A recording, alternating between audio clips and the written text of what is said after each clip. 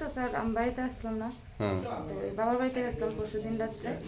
আজকে আয়া দেখি স্যার এরকম গেটের তালা টুলা ভেঙে লইছে, দরজা টরজা ভেঙে স্যার ঘর ইয়ে করছে স্যার, উপর জিনিস টিনিস ইয়ে করছে স্যার।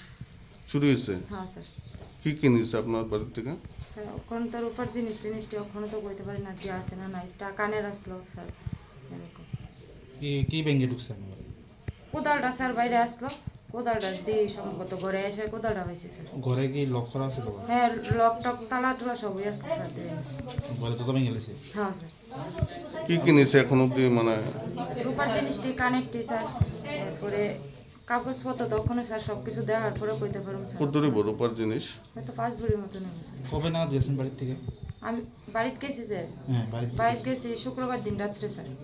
আজকে আজকে সকালে বুঝছি স্যার, 6:30টার সময় আয়া দেখি এরকম অবস্থা স্যার। পুলিশ আসেনি? হ্যাঁ স্যার আইসে। কি নাম এই জায়গাটা? রাস্তা মাথা গোকুলনগর। আপনার নাম? রিঙ্কু দত্ত।